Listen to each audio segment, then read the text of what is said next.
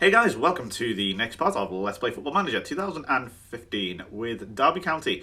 And, well, this is now my first full season with them. And we're doing really well. We're in 6th place in the Premier League. There is a bit of a gap, I'll be honest. Sort of the top 3, top 2 maybe, are quite out of reach at the moment, to be honest. Top 4, not a million miles away, especially when you consider we have a game in hand. But I'm not resting on my laurels. You saw what happened last time with Aston Villa. We were fourth, weren't we? And we ended up finishing 14th. So I'm not resting on any laurels. But in terms of relegation and things like that, well, we're on 41 points. That's safety as far as I'm concerned, especially in February. This team is actually quite good. It's just the guy who was here previously was doing a really shoddy job. Is all I can say.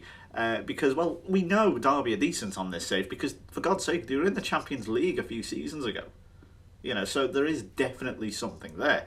Obviously, the game in hand is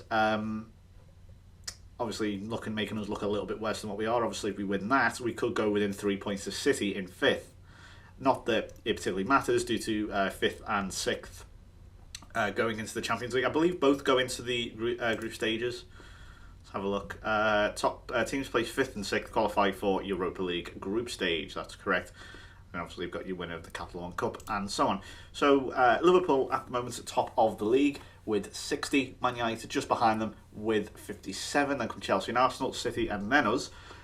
In terms of the bottom, because the middle of the table is sort of near, you've got Reading, Sunderland, Nottingham Forest and Everton. Quite sure what happened there. Of course, you may remember on FM 13, Everton got relegated fairly early on from the Premier League, and bear in mind, I played all the way through to the the late 2060s, and they still didn't get back into the Premier League. So I don't quite know what happened there. Obviously, the same has not happened.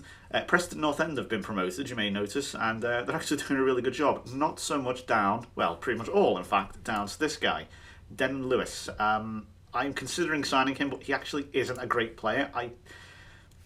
I can only guess he's having a really good run of form.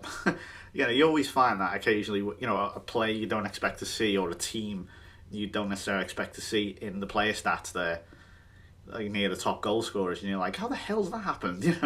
But yeah, we'll go over. Well, let's have a look in the table in more detail here. You can see once again the goal difference is only 2, +2, and you can really then get the sense of the dominance again of this sort of big five.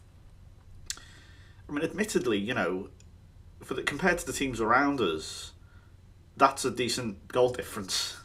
I know that sounds crazy, but you look at Tottenham on 0, Newcastle on 0, Southampton on -2, Hull in 12th on -4. So at least we're in the plus. That's all I can say. But once again, it is all about that goals conceded, which I suppose isn't. Oh, you can see a few of the results there. I suppose isn't too bad. I mean, it's not great. Don't get me wrong. It's not great. But it's about average for where we are. Again, if you just exclude the top 5 here, they're in a bit of a league of their own at the moment. Then come us. It's not bad. We've scored 40 goals. Again, the most, or joint most, I suppose, out of everyone on, or sort of in this sort of area. Goals conceded were pretty much the same. So there's definitely an improvement upon Aston Villa. Not massively, but an improvement. Villa themselves, by the way, you can see it's not just me. That is, well, look at that, 8 goals conceded against Newcastle. 38 goals, the same as us, but 22 goals scored, nowhere near. We scored almost double as many as Aston Villa there. So you can really see it may have been the personnel. Who is the manager now, actually? Let's find out who. Luis Enrique. Okay. Was not expecting that. I'll be honest. We'll go over the manager and things in a moment, and the tactics and things, but firstly, we're going to go over transfers and things like that. So, players out then. I've released a load of young players who weren't good enough. Unfortunately, Troy Deeney had to sell. He's gone to Charlton. God, he's been absolutely all over the place, hasn't he, really? He did a job, I suppose, but he's a bit old in the end now, and I don't know how much he would have actually had left in the tank. I also sold this Josip Ilic, 35 years old, no place for him really. I prefer my players young. No one make a joke about that. We'll come back to Rodgers in a moment, and the rest have either been sent on loan or, to say, released on a free. So these are the players who brought in then to try and bolster this team and really bring up to scratch. Derby are actually quite money invested. The secure finances, they're fairly solid in the financial department, and that was before, well, I suppose without me selling players, to be honest with you. Aston Villa managed to get them to a handy financial position through the sale of players like Pasalic and so on, things like that, and buying players fairly cheaply, making a better profit and so on. But in this, obviously I've not had the time to. I've sold a couple of £1 million worth of players, and I've brought in X amount here. So the first one here is a young lad from Norway. It's called Per Arne Haroy, I think is how you pronounce that. Please, any Norwegians, do tell me. I think I know how to pronounce that. It's like a roy sound, isn't it? Or like maybe not rolling the tongue as much like that, but it's a sort of slightly more convoluted O sound, as far as I'm aware. He's 17. He looks like a good potential. Potentially be a star. At the moment, of course, he's only 1.5. He is not match ready yet for the first team, so he's probably going to go out on loan. What I tend to do, and this hasn't always worked, but what I tend to do is have a player in the reserves till they're about 17. So, if they are coming from abroad or something like that, they can get used to the surroundings, get used to the language, so they can learn English, things like that. I know you think that's not real. What are you talking about? There are genuine things on here where you can get homesick players. I know not many of you, some of you might not know that. So yeah, you can get players coming to you saying, I've not settled, I don't feel happy in my surroundings, I'd like to be loaned back home, or I'd like to be sold home. So, it's just worth making sure, is what I say. Pedro Suarez is next. He's a regen. Good potential again. Not sure if he's hit it yet. His ability isn't great, but again, it's more numbers at the moment, trying to replace some of the crap. Well, I say crap. I mean, Illich obviously isn't a bad player, but he's too old. Ross Hunt is another youngster. He's only 16. Again, good potential. Again, I'm just finding these through the scout reports, scout history I've had. The next one is Keith Jeffries. We've seen him before. I may have even mentioned him before. Unfortunately, he's injured at the moment, but signed from Manchester United for, what was it, £2.5 million? 17 finishing, 16 composure, 16 anticipation, 16 pace, 16 stamina, 15 off the ball, 14 work rate. Not decision making isn't great, but I think he's got a lot of good attributes there to make him a good striker. How's he got on? Well, not massively great, I'll be honest with you. He's 14 starts, 4 goals, 2 assists, 1 man of the match. Not massively impressive, but as I say, he's been injured. Now this, I want to show you this. This is Adam Stevens. He's a regen goalkeeper. He's only 21 years old, but he actually looks great. His current ability is really good. Already better than Alex Smithies, and already better than our backup goalkeeper, Ben Barlow. So I had John Rodgers here, and I had Stevens scouted, and I liked the look of him. Man United says, yes, you can have him for 13.25 million. I was like, yes, I'm having me some of that. He's 21, could be wonderfully impressive in the next few years, I hope. Great potential in him. And I then had 4 goalkeepers. So Smithies at the moment is the backup, with Barlow being third backup. Barlow's still himself only 20, I think, so he's got a few years before he starts getting a bit rowdy on me. But then I had also the curious case of John Rodgers here. And it was absolutely bizarre because I had Stevens. I was thinking, okay, 30 million, and then I put Rodgers out on the transfer market, and I said, we'll happily take $1 million for him. And of all teams, Man United came in for him. That wasn't a part exchange. I signed him, and then about 2 days later, they came in for Rodgers, which was just strange. I mean, if that had been done in real life, I imagine someone at Man United would have come over and said, oh, I see you've got John Rodgers there. I like the look of him. He probably isn't going to be playing much now that you've signed our lad. Would you like us to take him off your hands? Yes, for £1 million. Very well, job done. Not as slightly convoluted as the game made it. A player who has been awesome so far, Diego Poyet. I love this guy. He is awesome. Of course, the son of Chelsea player Gustavo or Gus Poyet. Only signed in January, but all signs have been good so far. He had a cracking debut. And yes, I believe he's at Charlton currently in real life, but he has potential to be really good. And plus points as well, he's actually English. He's taken English nationality. I know he's Spanish as well, but he has for some reason taken English nationality. He's played 8 times for his country. And yeah, as you can see there, Gus Poyet, father, tireless defensive midfielder, just the absolute midfielder I look for. He's just everything I want. And for £4.5 million, he's fantastic. A little thinking ahead, he's only going to get better, I think, personally. He's also peaking soon, so I'm really looking forward to seeing what he can do for me. We've also gone to my former club here at Newcastle, Christopher Ager.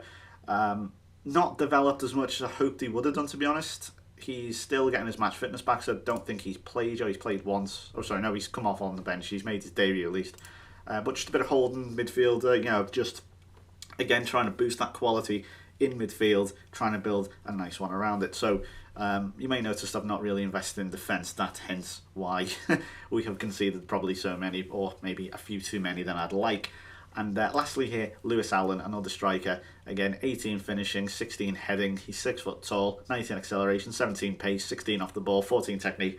Again, not bad, especially for just a squeak under £3 million from Hearts. Obviously, finishing isn't everything for a striker, but for me, it's the attribute I look at. Of course, you've got to look at other things like decision making, at concentration, at technique. Obviously, I'm not. Don't take my word as gospel. I'm quite crap when it comes to attributes, to be honest with you. I honestly, most of the time, don't actually know what I'm talking about.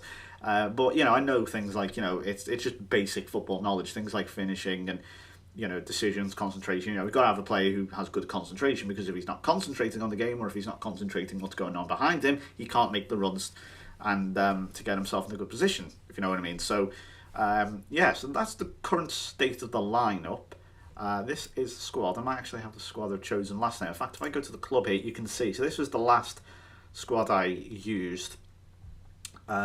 Stevens obviously in goal, with Demarai Gray there. There's Birgi Mana, whatever he's called. Lingard, I'm going to start playing out wide soon. Adam Forshaw's a good player. Conor Mahoney, really good. Honestly, this boy's really could be a star. I think he's really good. He's got 10 assists. In fact, if we go to Shane Duffy's awesome as well. Really, really, again, my type of centre-back. Sorry, where am I going? Sorry, the league I meant to do. Player stats. If you look here, where is he? Oh, he's not there. Okay. I'm sure he was. There he is, 6. Yeah, he was at the time near the top. I think he's faded away a bit recently. But, look at that. Bloody hell, look at Arsenal.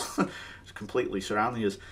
There's the top goal scorers. Again, I know it's incredibly unrealistic for players like Thierry Ambrose and Mario Balotelli and Liverpool's Carl Potter. Yes, no relation to Harry. Kennedy, of course, you know about him. 26-year-old Brazilian, absolute beast of a player. He has just everything you need in a striker. So that's enough of that. Let's go over the schedule then. How have we got on? So first game, after all the kerfuffle of a crap pre-season friendly. If you're wondering, I don't go over pre-season friendlies. I know 1 or 2 people have mentioned that. I don't go over pre-season. There's no point. I think all they are for is getting your players completely match fit and ready, because the amount of times where in previous games I've gone into the game just picking the same team over and over again. I mean, this is years ago, but I picked the same team over and over again and then realise I've still got half a squad that aren't match fit. So what I ended up doing, especially in the latter years, I would just have a just stupid formation. I'd like play 3 wingers. I know that makes 3 wingers. How'd you play 3 wingers? It's just because they were the only 3 players that needed match fitness. So I ended up having to play a sort of winger and then an advanced sort of inside forward in front of him. And it was, I had 2 strikers up front, and it was, you end up playing these really wacky formations when you do it. So, no, not that the result matters. I mean, the fans had the absolute barefaced cheek to go, we're disappointed in the 1-0 defeat to Fulham. Really? Just strange to see. Anyway, into the game. So, first game was a 3-2 victory at home to Hull. Adam Forshaw, 92nd minute. I knew I was onto something when we had this, or when we saw this go in, I just thought maybe the luck's with me this time. Scott Malone to Gray, far cry. Oh, that's lovely. Had a really difficult angle as well. 92nd minute, no time at all for Hull to count back.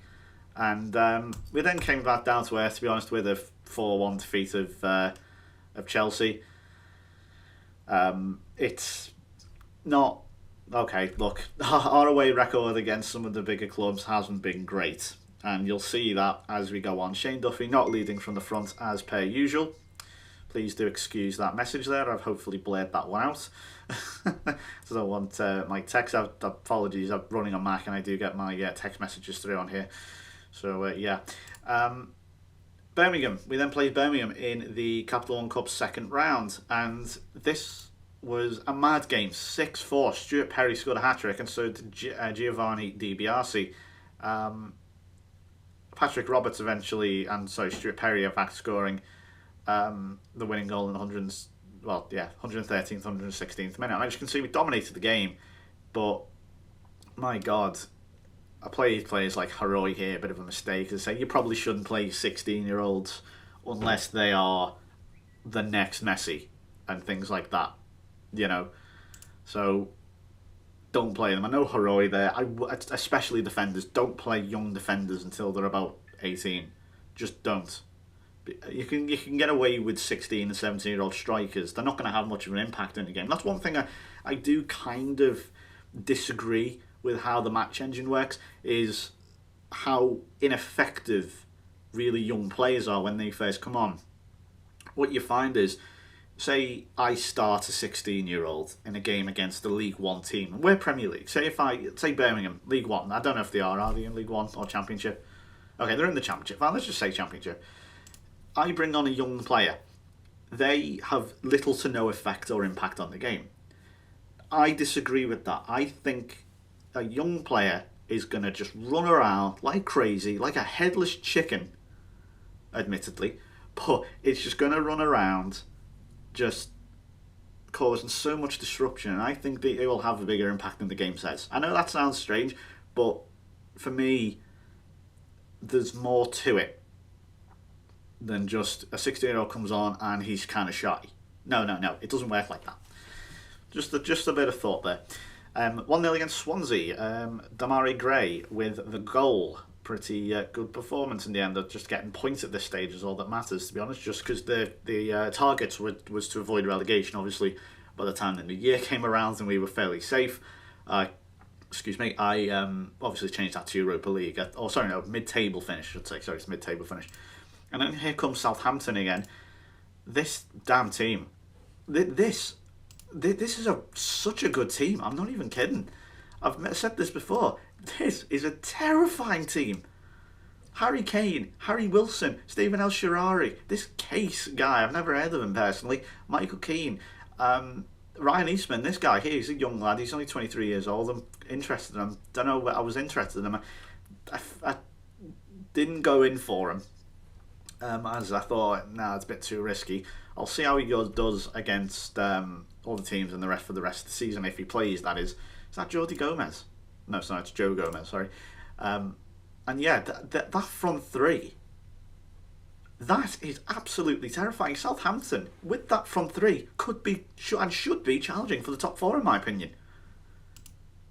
They absolutely tore us apart. And this was... this was Stephen's first game. As you can see here, 11th of the 9th in September. So this was just after that irritating international break at the first of... after the the transfer window shuts, and he had a first game and his rating was 9.2. That was after he scored an own goal. 9.2. Have you ever seen a goalkeeper get a 9 before? I think I have done like twice in 4 years of playing this. It's and he scored an own goal. Imagine if he hadn't scored their own goal. Imagine how much higher that would be. That is an insane rating and an insane performance, and to be honest with you, I think he may have kept it from being a cricket score. So, Fair play to him for that. We then got a really good 1-1 draw at home to Man United. Really happy with that. Bear in mind, Man United have been completely romping the league over the last few years.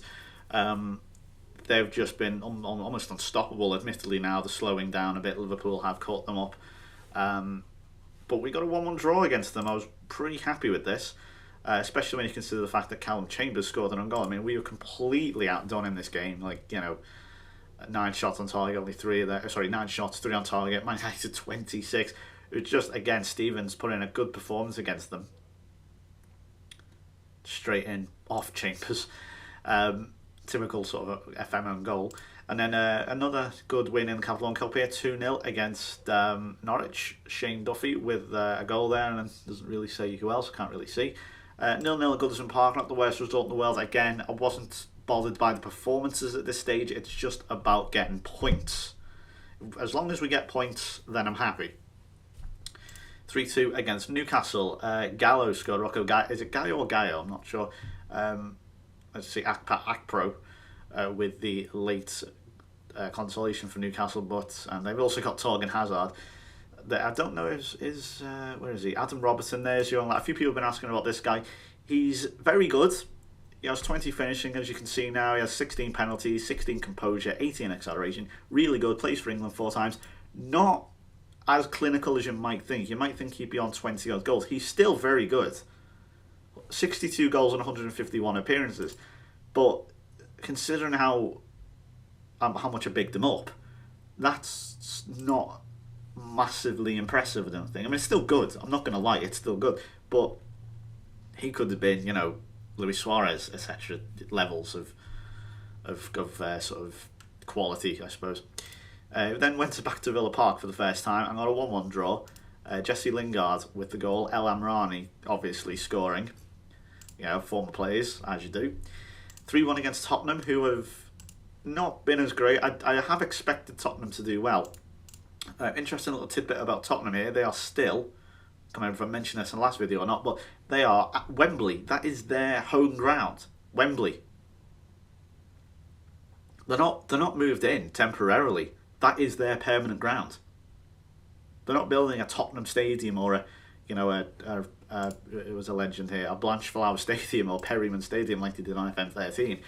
They are at Wembley permanently. And it's really stupid because anytime you play them, you get a message saying low turnout expected, because they can only sell 50,000 tickets. Well, of course they can. They're not going to sell Wembley out every week. I can't imagine there are many clubs in the world, maybe a handful at best, who could fill Wembley every day. Every week, I should say. So, Capital One Cup, 2-0 against Wigan. Keith Jeffries with 2. Had a fair few away games here. 3-1 against Reading. Stevens again scoring an own goal, but Mahoney and Lingard again. He's really good, Jesse Lingard, really good player. Still waiting to really push on though, because I know he can be really quality. He's like a way less frustrating Hatem Ben Arfa. He's still kind of frustrating, and I've had to tell him to not shoot because he is, a very trigger happy player, Jesse Lingard. But on his day, he can be a complete match winner. Here's again more evidence of this poor Big 5 away record as we lose. Admittedly, we scored 2 goals, but we lose 4-2 to Arsenal. Lingard and Perry with the goals there for us. Big one then in the Brian Clough Cup.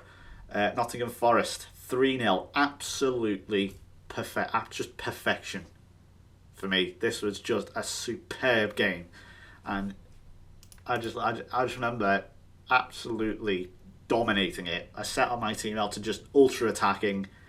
They just didn't expect it. We just blew them away. James Milner again playing against me. I'm sick of the sight of James Milner. Lovely from Jeffries. I think that might have even been oh no, it wasn't. Sorry, it was an own goal. I beg your pardon there. Yeah, so it looked like I thought it was at the time a back heel from Jeffries, but it wasn't. Duffy there making sure of it. 2-0. 10 minutes to go. Nottingham Forest knocking on the door at that point. Most of their shots did come in the sort of 55 to 75th minute. But at this point now, we were just on our way, and this made absolutely sure of it. There's Rocco Gallo. Lovely finish, to be fair to him. Then we've kind of hit a bit of dead with these 3 games. 0-0 against Norwich. Again, point at this stage, not bad, another away point. But I was disappointed to draw with Preston North End. Perhaps should have done better. There's that Denard Lewis. I'll show you the 2 goals here. Who else do we got? They've got Socrates, Papastopoulos, I think is how you say that. Hopefully I've not got it wrong.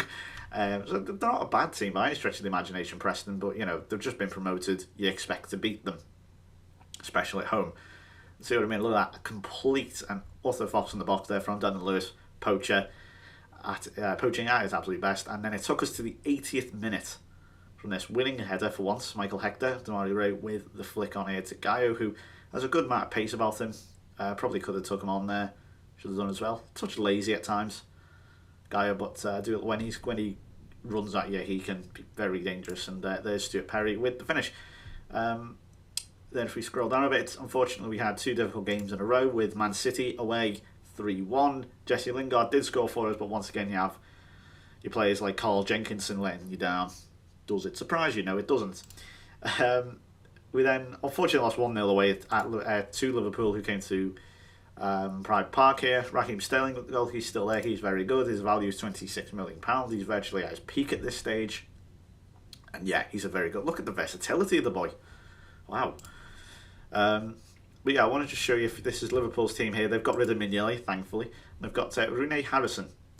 Very good Danish goalkeeper. He's a regen, of course. John Flanagan's the captain. They've got Nicolo, I think is how you pronounce that, Cameroonian international. He's got 113 appearances for Cameroon. Inigo Martinez, who is at Real Sociedad, I believe. They signed him at the very start of the game for £25 million. You see, he would have been a better choice than, say, Dejan Lovren, for example. Another one that would have been is Bruno Martins Indy. Big fan of this boy. I think he's really good. Impressed with him for his. I'm impressed when I see him, admittedly, in tournaments. But he's at Porto, I believe, at the moment. Unless he's, again, changed in the meantime. They've got Sergi Samper, you all know about him. And it's mostly just regens then, so... Oh no, sorry, they haven't got rid of Mignolet, he's on the bench, I tell a lie. Let's see, now we just scroll down here, you can see the rest of the results. We beat Huddersfield 4-0, 2 goals for Gaio, and Hector also scoring, the Jamaican, at the back. 2-0 against Sunderland, Lingard and Gaio, and then 2-1 against West Brom. Stuart Perry with 2 goals. Admittedly, he went off injured, but he is a smashing striker, this lad. At the start as well, it's really funny. He was moaning at me for not playing him at the back end of last season. I wanted an opportunity in the first team, and this is just something which I cannot, for the life of me, understand why it's in the game. I'll have a player who is not concerned at all. And over the summer, and I think they genuinely do get concerned over the summer that they're not being played. They will come to me at the start of the season saying, you haven't given me enough game time. Well, of course I haven't given you enough game time. It's the summer. You've been on holiday for 6 or 7 weeks, you prat. What do you want me to do? Ring you up while you're on the Algarve and say, we're playing a friendly match tomorrow. Do you want to play? Come on. God's sake, I just ask for a bit of fucking realism in the game for once. It's just so frustrating when that happens. And because, of course, the player interactions is so limited and so awful on this, and I do think it's got worse. There is one big complaint I do have. I do think player interaction has gotten worse on this. I mean, it might just be because I'm playing Football Manager Classic, but you have to then bow to them, otherwise they go. There is only one action. You have to say, I will give you a chance in the first team, because any other response will almost always yield, well, I don't think that solves anything. And you're just sort of stuck in a state of limbo. You can't say anything back, because that's how conversations work. Conversations work, I should say. Just a strange, very strange way of working conversations in this game. We unfortunately lost to Huddersfield at John Smith Stadium 3-2. Show you this one. Wilfred Zaha, at times unplayable. They've got Connor Cody. They've got Hellenius McAvoy. Are they established? No, they're not established, but I think they could be with a team like that. 2-1 against Huddersfield, so we managed to do the double over them. Tarkowski with the goal and Stuart Perry. How many goals has Perry got, in fact? He must be... Yeah, he's got 14 and 19, or in 28, I suppose.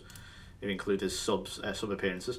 And then a big win, 3-2 against Chelsea. And this proved to me now that we are most definitely not in this league just to be relegation fodder. Jesse Lingard with a last-minute goal here after Eden Hazard put them 2-1 up. Derrida, of course, put us level. And then check this out. Here's Carl Jenkinson with the ball, and Derrida with the flick on Perry. And then there's Lingard in the last minute. Quite sensational. Okay, let's go back to the fixtures if it wants to let me. No, okay, never mind. We then played Palace 2-2, and I hate to say, but it's happened again. This game, I always laugh at people who say, "Oh, FM's scripted." No, FM's not scripted. But by God, this is the closest I've ever seen. I ever wanted to say FM is scripted. I want to show you these goals. There's Olivier Campos, 93rd minute. It happened last time with Aston Villa. Whoops. It happened last time. Against, I think it was Barnsley. In the last video, you may remember, we played Barnsley in the FA Cup, going great, and then just out of absolutely nowhere, they equalise. Totally against the run of play, totally undeservedly. Palace perhaps a bit more deservedly than Barnsley. But yeah, that's twice in a row now I've conceded in the last minute in the FA Cup third round to a lesser team. Immensely frustrating. Stuart Perry again at the double as we beat Swansea 3-2. Then we played the replay, Crystal Palace at Selhurst Park. And, well, they managed to do it. Vladimir Darida this time. Admittedly, I think we definitely deserve it. Yeah, there's no question. Look at the stats. Jenkinson scoring there, Lingard with the penalty. This guy is immensely irritating player. This is Raquel Pike, I think is how I pronounce that. He's not even that good. He just has 16 finishing. And he seems to... He caused a big kerfuffle at the back. They couldn't really control him, to be honest. I mean, if I look... 7.2, yeah, he came on and had an instant impact. He was a very dangerous player. There it is. If you're in the Championship or sort of lower Premier League, have a look at him. He's quite good, or at least he appeared to be. And then we played Newcastle. I'll be honest and say I threw this one slightly. We had Heroy play. Jenkinson was poor. I expected better of him. I played Paul Todd here, the 17-year-old. He has good potential. 20 bravery, so I wasn't going to doubt his credentials in that department. But yeah, I think I may have even... Don't hate on me for this, but I may have instant resulted this one because we're actually through to the semi-finals. And guess who we're playing? Aston Friggin' Villa. Of course, we got to the final with Aston Villa. We lost out to Liverpool, of course. Or was it Liverpool? Was it Arsenal? I can't remember. Anyway, I can't remember. It was one of the big teams. I'm trying to remember. Anyway, it was a team in red, put it that way. We beat them at home 2-0. Goals from Gaio and Perry. I'll show you these. Warren Steer, the young lads, aside from MK Dons, is playing for the Mohamed Salah, not the Chelsea player, the regen. He's Egyptian. I think like Mohamed actually. I think he might even be his son. Is playing there. Jack Grealish is now an Aston Villa legend at this point in the game. Karim El Amrani playing. Who else have they got? There's Steer. Toure, the lad assigned from somewhere in Africa, like Cameroon or somewhere, Ivory Coast. Gaio with a great shot. Perry, a lovely finish, admittedly, very good hit. And then this at the start of the second half, counter-attacking perfection here. Tamari Gray's got a bit of pace about him, whips it across, lovely, and there's nothing Jack Butland can do to save that. So we have a 2-0 lead over Aston Villa going into the second leg. And then again, another poor away performance, not another 4-0, conceding more goals again, 4 again. This time, Carl Jenkinson with an absolutely abysmal 4.4 as Man United thrashes 4-0 at Old Trafford. Then, surprise, surprise, have you ever seen this before? Aston Villa pull it back to 2-2 on aggregates. We admittedly have gone through on penalties after what was, to be honest with you, a very poor shootout. Karim El Amrani and the young lad, two players I brought in myself, I might add. El Amrani and Nishida, 88th minute, I'll show you their goals. I just couldn't believe this. In the 88th minute as well, there's something about cup competitions and last minute goals. going to say winners, but it wasn't really a winner. At this point, we went pretty much ultra defensive for the rest of the game, and we nearly saw it out. It was just, look at that, just breaking through, and there's El Amrani. Quite astonishing, really. And then we probably should have won here. I mean, Lingard, as I say, he is quite susceptible of giving the ball away, and maybe if he got a shot away earlier, could have flew into the back of the net. I'm being a bit hopeful. Maybe Stevens could have caught that. Maybe he could have pushed it away somewhere else, not directly back to Nishida. But yeah, managed to win on penalties. I don't know if I can show you the shootout or not, but at least Iturbe and Toure missed, my two players. Still, they still love me inside. And yeah, we're through to the Capital One Cup final, where we will in fact play Arsenal.